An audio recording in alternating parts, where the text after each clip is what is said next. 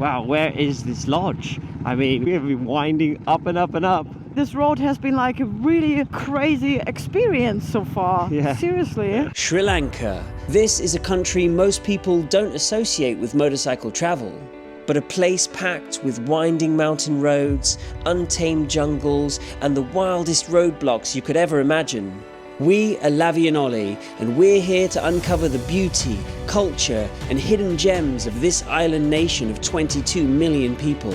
To experience firsthand what it's like to ride the back roads and discover a world on two wheels that few travellers ever get to see. Come with us on a motorcycle expedition to Sri Lanka.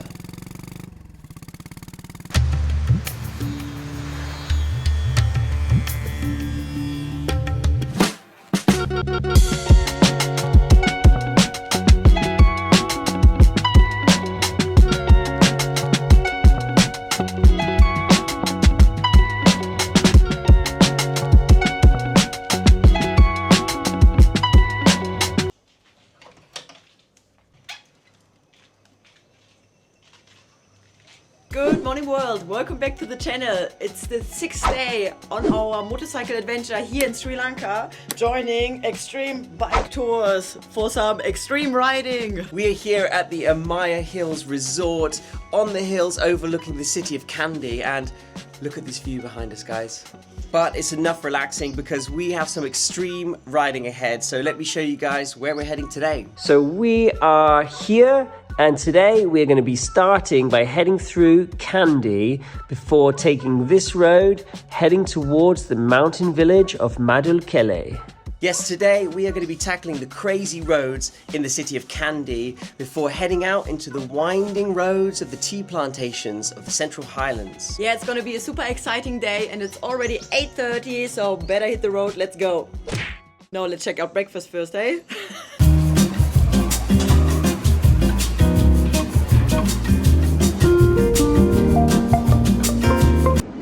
Oh, thank you.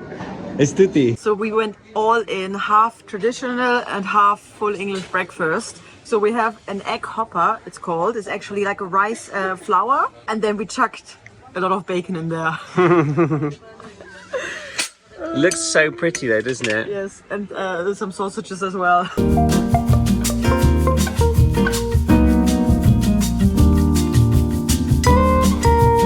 Thank you. Oh, giving me a lens clean.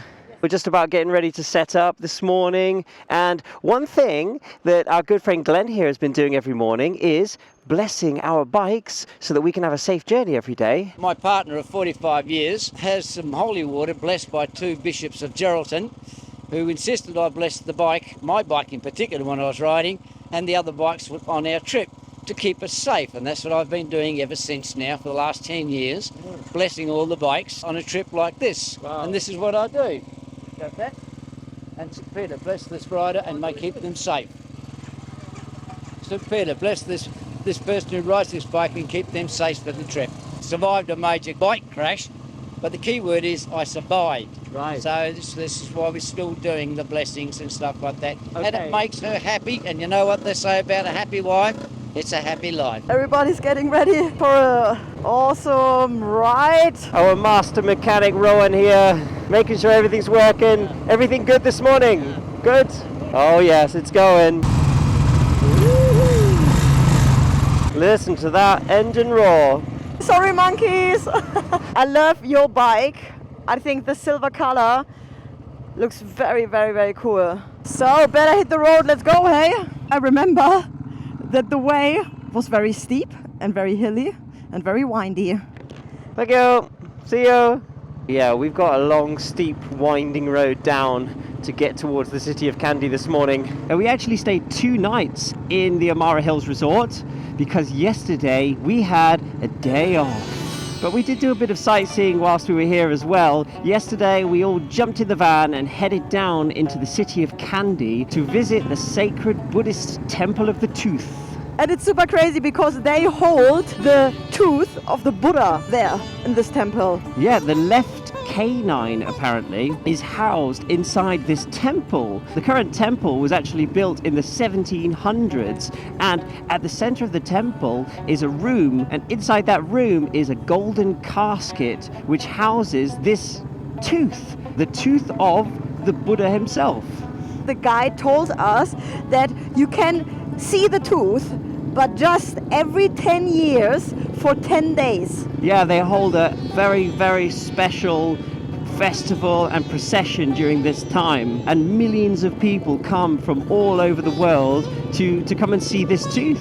It is as well a UNESCO World Heritage Site. Even yesterday it was super busy. A lot of people came. I think it's busy every day. I mean, it is one of the most sacred Buddhist temples in the world. Not every temple can claim to have a part of Buddha inside the temple. It was an incredibly special place and beautiful as well, with all the painted wooden beams and golden lotus flowers on the roof. It was a super nice visit, and it's always heartwarming to visit religious places like that. Look at this downhill! Oh my god! Woohoo! Woo. Oh look, there's something going on here. Oh wow. Yeah, this is a Buddhist temple here. Cool.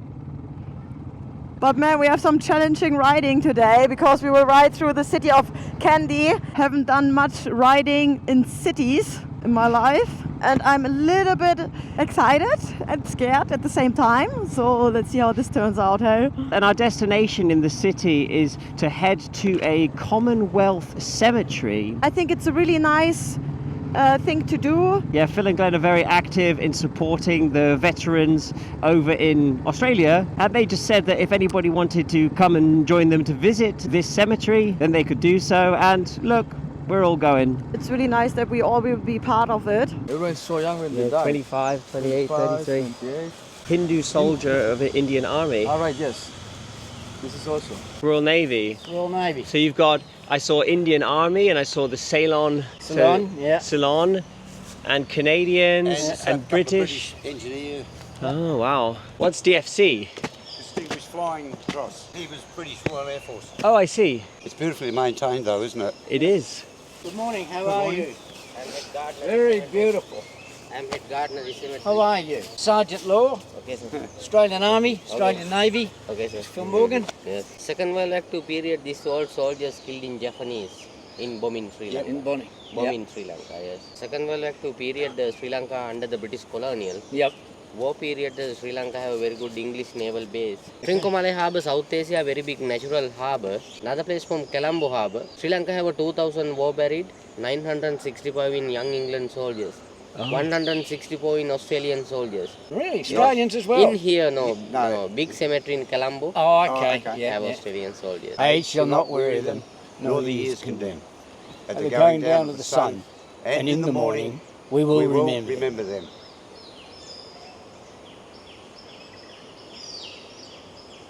Lest we forget.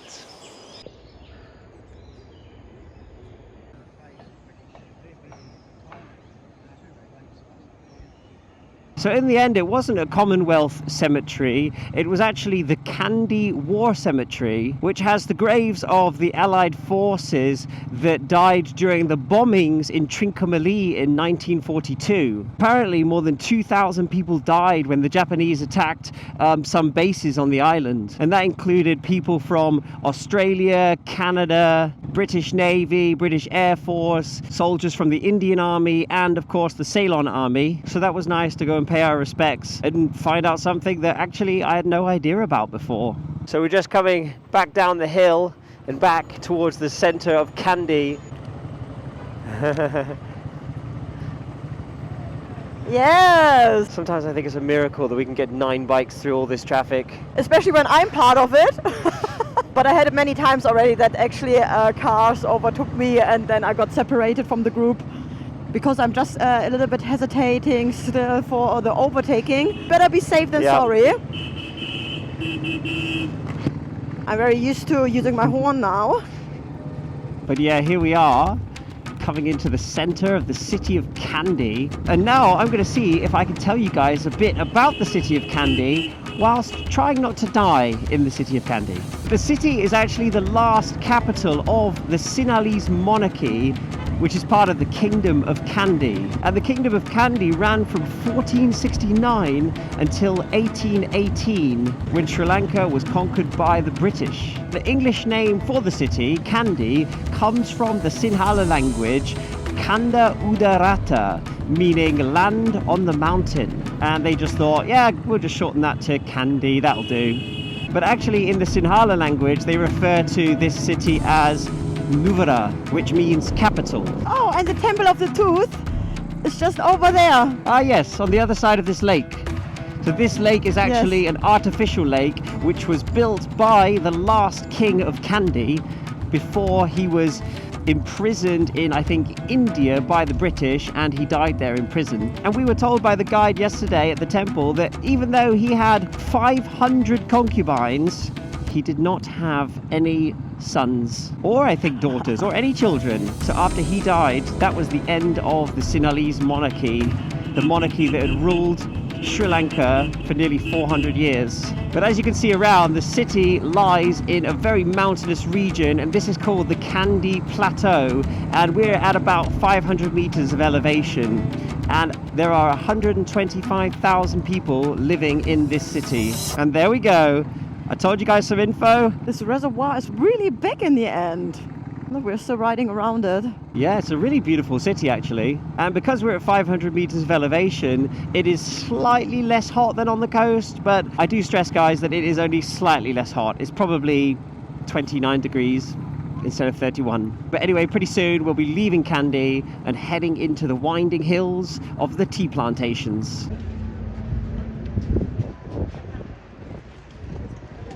Well, there we go, guys. A viewpoint over the city of Kandy. The Temple of the Tooth is over there on the far side of the lake. You can see a massive Buddha over there.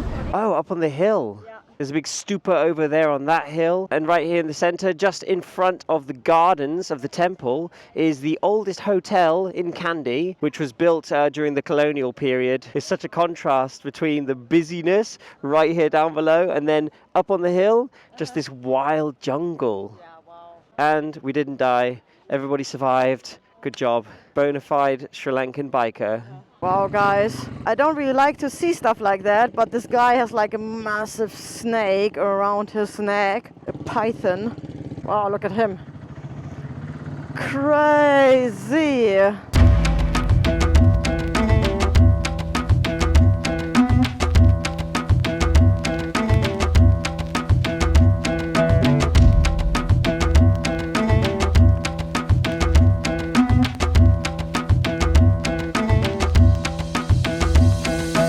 Tell you what, our guide Simone must be a weather mystic or something, because he can predict the rain straight away. He's like, guys, we're stopping, rain jackets on, and yeah, immediately afterwards it starts raining. Simone, you're the weather guru now. So it seems. Well, I was hoping that we could outrun the clouds, but then I saw they were catching up, so... Too slow. That's okay. It was starting to be really hot, so... Yeah. I don't mind a little bit of rain. Well, at least we definitely know where you are the whole time, yeah? The whole time. Very important to be seen. That's 100% true. Yeah, that's why I put such colors. With the pink one. Yeah. They know I'm a woman, so they let me go. That's true. That's and true. also in Europe it's like this. Really? So you noticed that? I noticed the difference when I have the black jacket or the pink one. Really? That's a good idea. I like that.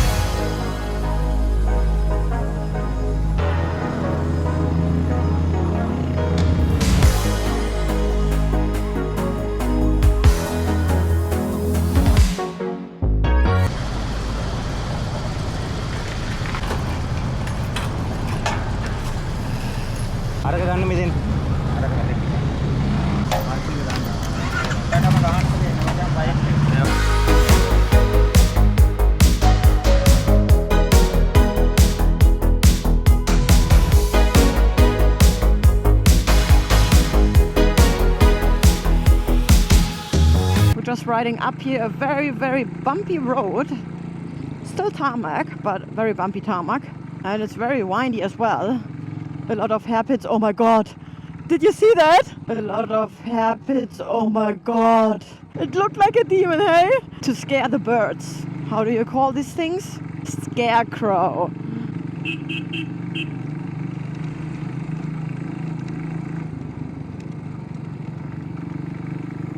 It's really interesting because you see these flags up here. So yesterday when we were at the temple, I found out that those are actually the flags of Buddhism. And I actually had no idea that Buddhism had a flag. But we see it quite a lot on the side of the road, in front of shops, in front of houses, because Sri Lanka is 70% Buddhist. And here's a Buddhist temple.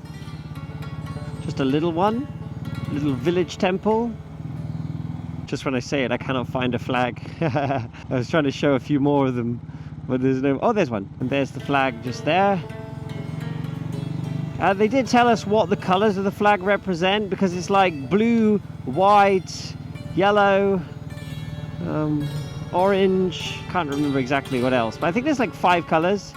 And they all mean different things, like wisdom. I think the white is purity. So that's actually why Buddhist monks wear orange. So it's symbolizing that they've reached a stage where they have no desire in the world anymore other than to reach enlightenment.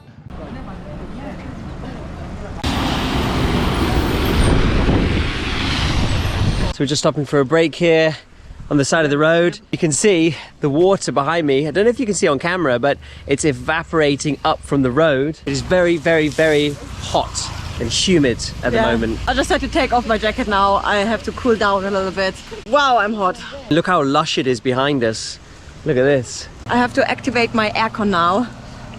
So somebody tells us we've got about 35 minutes to go to reach the place that we're going to be staying tonight, which is apparently in the middle of nowhere, right up in a tea plantation. So that should be a really interesting place to spend the night. I do love their traditional dresses though. Look at this lady.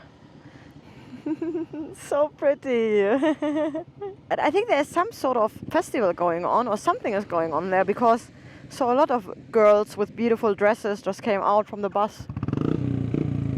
There's something is going on there. Wow. Oh, I love the dresses.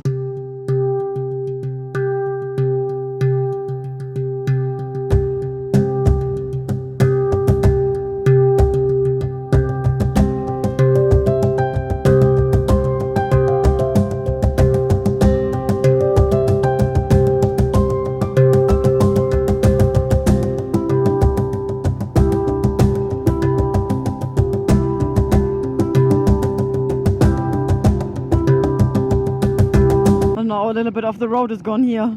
Yeah, we're just heading up and up and up. And our destination for today is called the Madulkele Tea and Eco Lodge. And it's up this tiny little road to get there. Yeah, very tiny little road, hey? I hope there won't be more buses. Oh, look, goats. Oh. Oh, hello. Tea-loving Wow. goats. Yeah, and guys, look. Can you recognize the plant around us? It's all tea. Good old PG Tips landscape.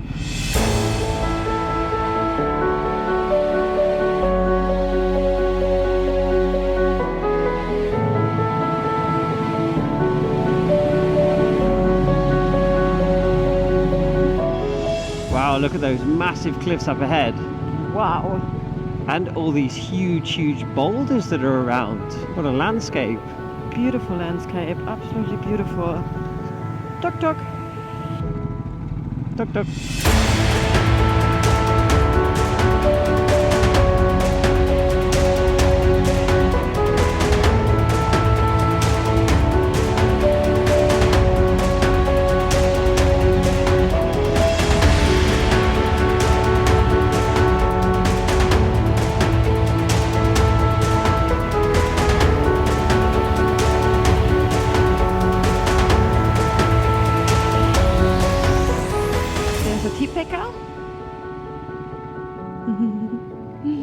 Another tea picker?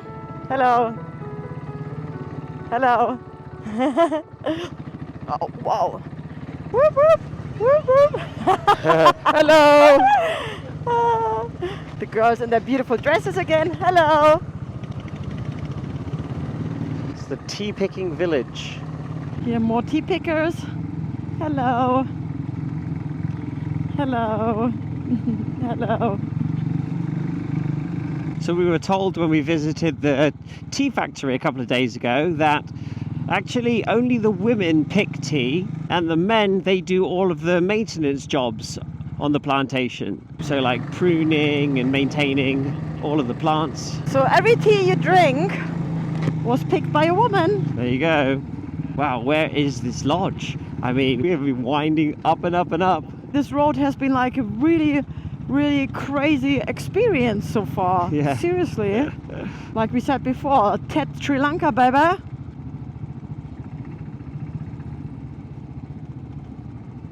And what are people saying? Throttle on! Yoo! When in doubt, throttle out! Is that a river crossing? Yeah, it is actually a river crossing. Nice. Ah, I went to the deepest part I could find. Oh, is that an English phone box? Nice. England. Crazy, look at this view. Wow, stunning. Absolutely mad. Hello. Yeah, we made it. Happy and alive, hey?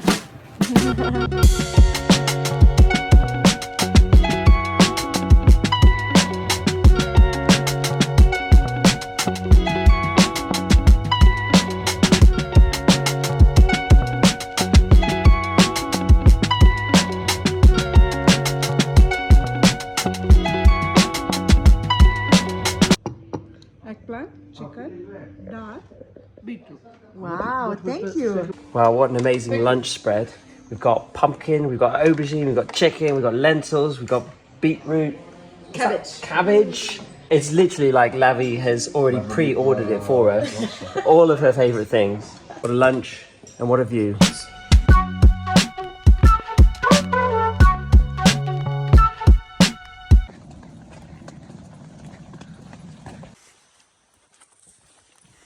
Cool. Wow, beautiful view. Yes. Tomorrow is morning. Yes.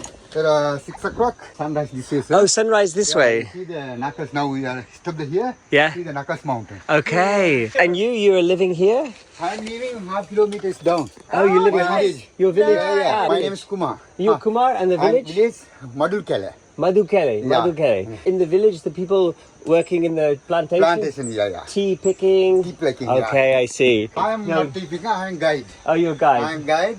I am tent repairing. Wow, so this whole Yeah. accommodation is with the tent? Yeah. Wow. Cool. Wow, very pretty. Oh, this looks cozy. Yeah. Feel like the safari, you know? Yeah. Yes. Look at this lamp. Oh, wow, is there a bathroom behind? Wow, crazy. Some kind of tent, guys. Look at this. Yeah, yeah. Cool, thank you. That the Thank room. you so much. Okay, man.